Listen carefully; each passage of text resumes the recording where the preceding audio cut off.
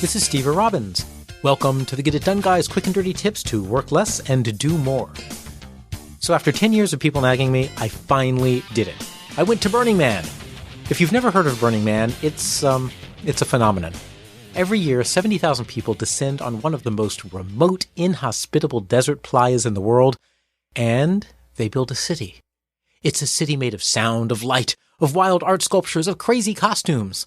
And the culture in the city has explicit principles that are different from daily life. One of the most famous is Burning Man's gifting culture. There's no commerce, no logos, no cash, no barter even allowed. You bring everything you need and more. You can freely give gifts, but with no expectation of reciprocity or of payment. So you know what? The parties were fun, but I can party anywhere. For me, the art, the culture, and the environment were what really left me in awe. I learned a lot about going to Burning Man, and in case you ever plan to go, today's episode will give you a few tips that just might be useful elsewhere in life as well. And if you don't plan to go, they might be useful too. First, get out of your comfort zone. I delayed going to Burning Man because I was afraid of the dust, the heat, and the sun. Well, within an hour of arriving, my brain simply accepted it. It's dusty, and it's hot, there's nothing I can do about it, so let's move on. Now don't get me wrong, it was as hot and dusty as everyone had said, but my reaction to the heat and dust was simply to accept it and move on. I had spent years sure that I would be miserable, and it just didn't happen, and I missed out on years of awesomeness. As documented in the book Stumbling on Happiness by Daniel Gilbert, research has shown that we are very bad at predicting our own reactions to things. We think that things will make us unhappy, or we think that they'll make us happy, and they actually won't. And interestingly, when we're right, we still get it wrong in terms of magnitude. We think we'll be devastated when our home burns down, falls over, and sinks into the swamp, but we aren't. We just sigh and start to rebuild. Now, what's something that you're avoiding because you think you won't like it?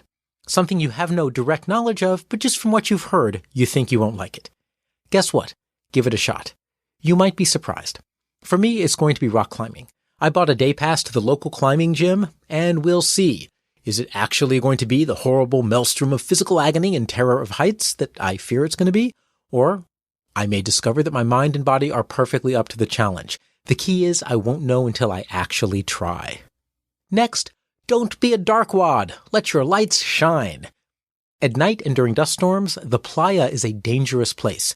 You need to wear lights so that you aren't run over by a bicycle or an art car being just like a normal car, only with bleachers, or a full-scale replica of a Spanish galleon, or maybe a disco ball and dance stage. Some people wear a single headlamp. Sounds like a good idea, right? After all, it's a light. But this is an environment where there are thousands of people, art installations, and art cars that are covered with multicolored shifting light. Compared to all that, a single headlamp looks like nothing more than an accidental sequin from Paris Hilton's dress. You need to at least match the visibility of everything around you just in order to be safe. Bring this lesson home. Do you get noticed enough? At work, do you speak up enough? Are you part of the company's social circle, if there is one?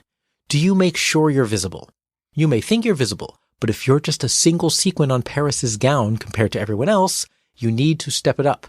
My episode on how to self-promote without being a jerk is what you need, and you can find it at getitdoneguy.com/self-promote. That's getitdoneguy.com/self-promote. On the other hand, if you're in an environment where everyone is a sequin, you don't want to come across as a 50-foot blazing neon octopus that shoots 15-foot jets of propane fire. I am not making this up. So choose what it takes to make yourself noticeable, but not ostentatious. Opportunity is not a lengthy visitor. One of the things that I most love about Burning Man is that at the end of the week, the art installations all leave. Many get burned to the ground, and others just dismantled and taken away. That's intentional, and now that I've experienced it, I believe it's a good thing. When you know something is only going to be around for a short time, you engage with it. You really engage. And you're forced to make choices. Tomorrow morning at 1 a.m., they're going to burn down the catacombs. Do I go watch the burn? Do I go to a dance party? Or do I sleep instead? If I miss the burn, which I did, then the chance to see it is gone forever. If I go, I engage fully because I know it is a one-time only event. Now sure, some people take YouTube videos or pictures of it, but after doing that myself, I've become convinced it's actually a bad idea. Knowing that there will be pictures tomorrow makes it easier for me to distractedly decide that, maybe I'll see it or maybe I won't.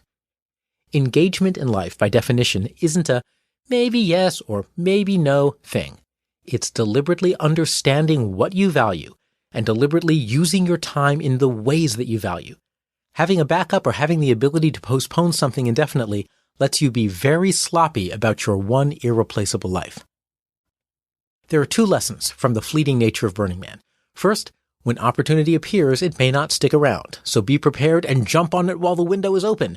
If you want to climb through the catacombs and play a harp through the window of the Castle of Dawn, you have to do it at dawn. There is no Castle of Mid-Morning.